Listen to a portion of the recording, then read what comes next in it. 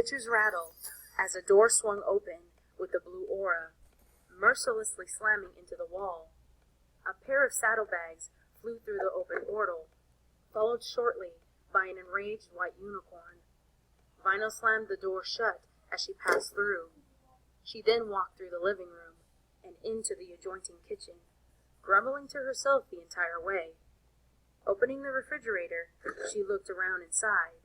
Stupid empty fridge. She growled, taking out her last bottle of whiskey and closing the door as she turned around. She popped the lid and downed half of it as she walked over to the couch and laid down. Stupid stallion. Thinks he can tell me to stop drinking. Huh. I've been working my flank off for him for the past 2 years. If he expects me to sit around and not drink while I relax, ha! She used her magic to turn on the radio, randomly switching the station as she let her mind wander. Vinyl, I think you need to take a break. Her manager had said. Why? Vinyl asked, confused. I'm at the top of my game. You've been a bit unstable lately. Unstable? How? Vinyl looked at the stallion like he had just broken her favorite record. Last week you beat a stallion up for bumping into you. He said, trying to keep a calm face. He did that on purpose, and he caused me to break some of my records. Vinyl shouted in defense. And he groped my flank. And last month he almost beat up a stage technician for plugging in the wrong wire. It could have seriously damaged my equipment. She shouted indignantly.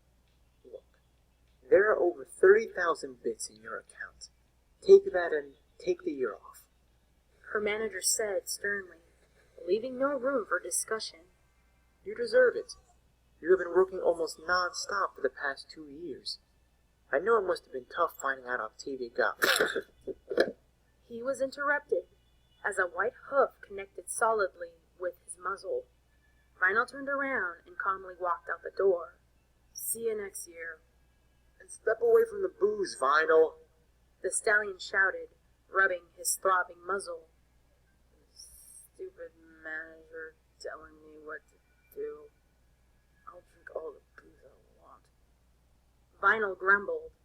She put the bottle to her muzzle to take another pull, only for nothing to come out.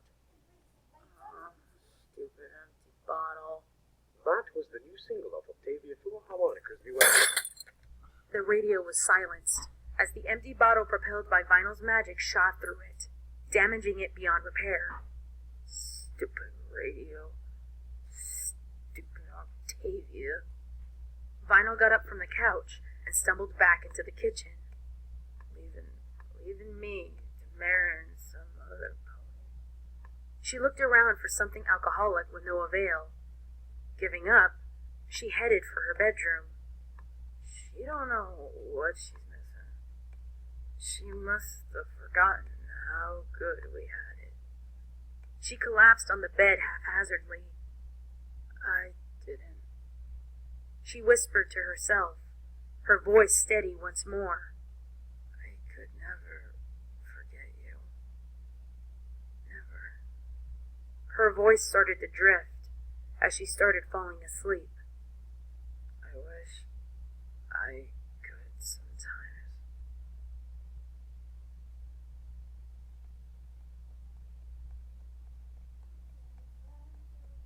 Octavia stopped at the top of the steps to the second floor of the apartment complex. It has been 8 years. She just stood there as she looked down the hall at the door marked 246. 8 years to tell her that I'm sorry.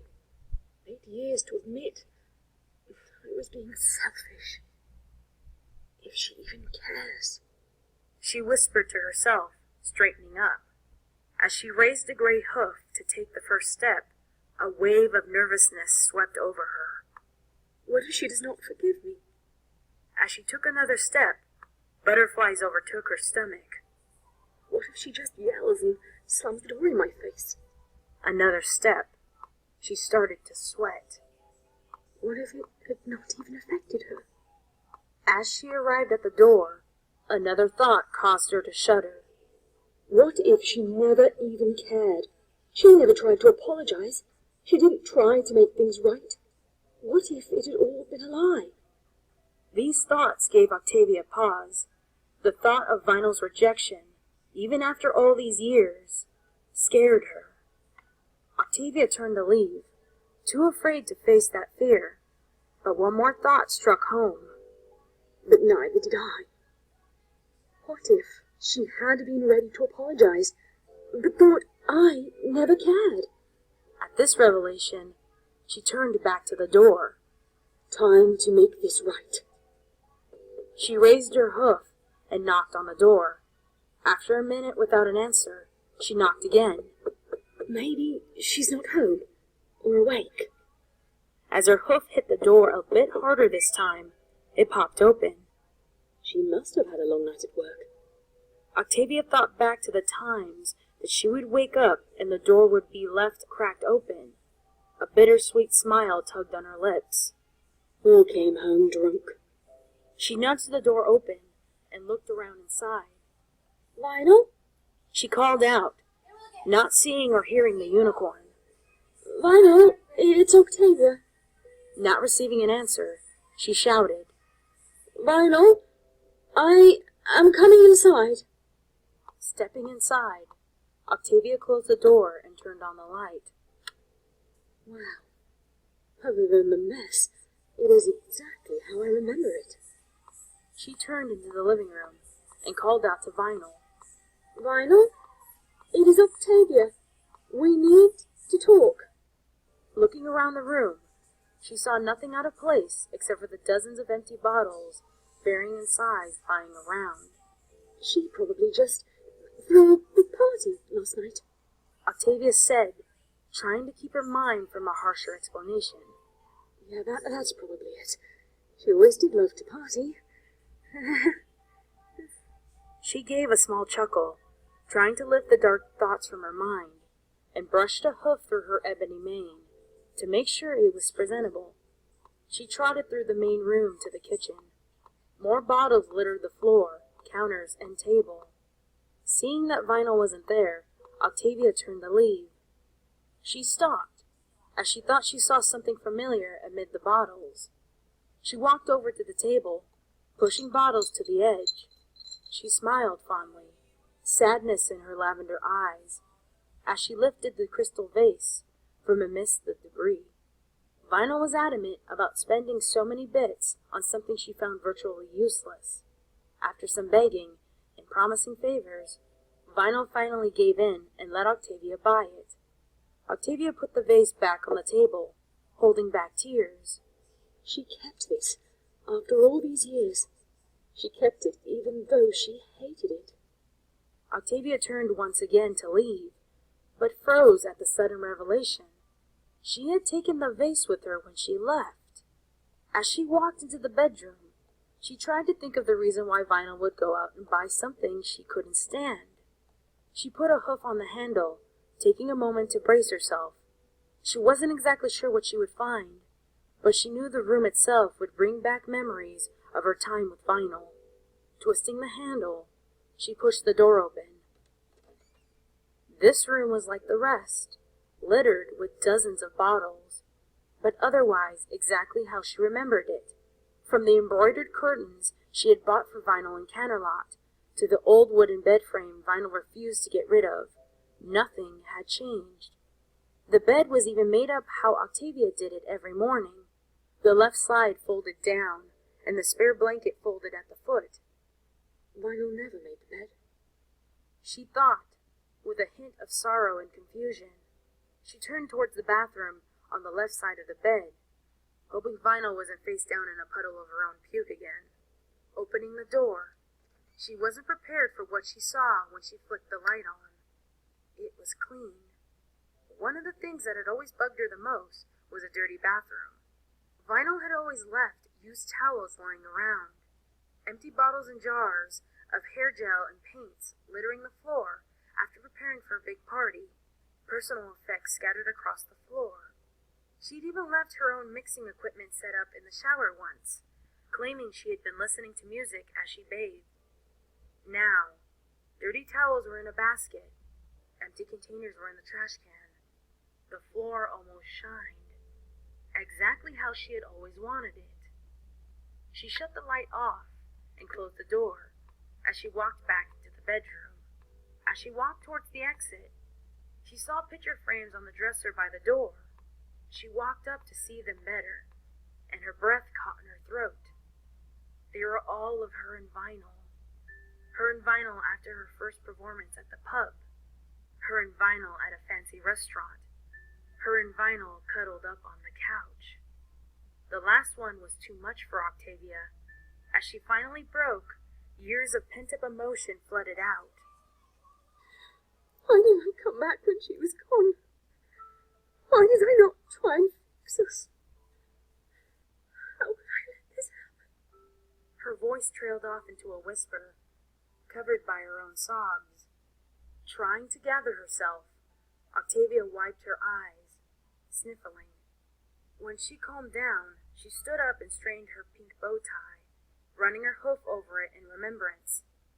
The same one she got me for our anniversary. At this, Octavia almost broke down again. She swallowed her sorrow, walking out the door and into the last room of the apartment, the study. Stopping at the door to prepare herself for another onslaught of memories, Octavia took a moment to think. Do I even want her to be here? Will I be able to confront her if she is? Do I just act like this never happened if she isn't? Well, I have come too far not to at least try. Here goes everything. She took a calming breath and opened the door.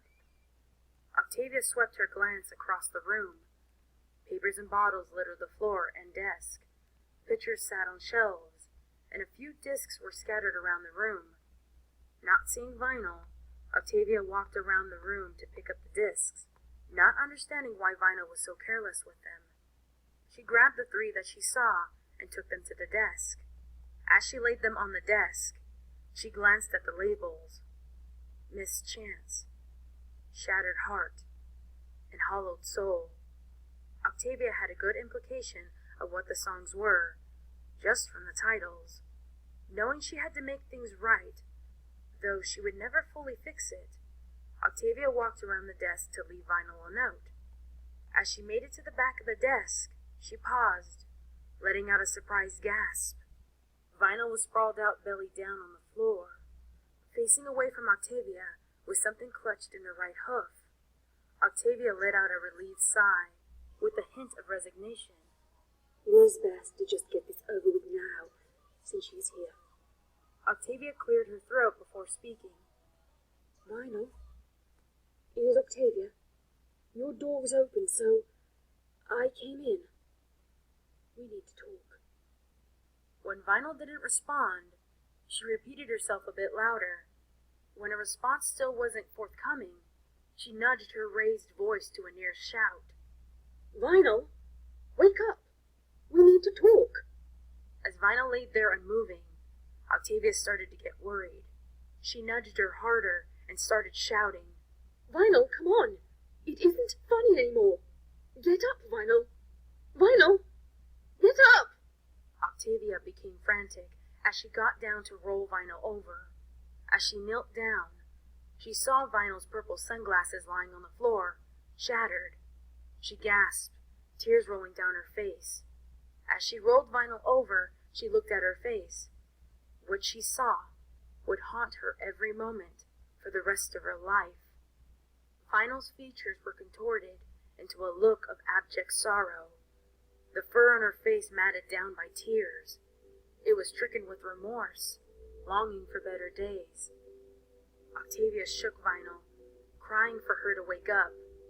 Tears poured from her eyes as she ran a hoof down Vinyl's side and searched for one of hers. When she found it, she grasped it, hoping that Vinyl would feel her and come back. But instead of the soft hoof she remembered, she was met with a piece of paper. She removed her other hoof from Vinyl, resting her head in her lap, and uncrumpled the paper. What she saw made her stare in shock. This is my fault. All my fault. She dropped the paper, pulling Vinyl into a hug.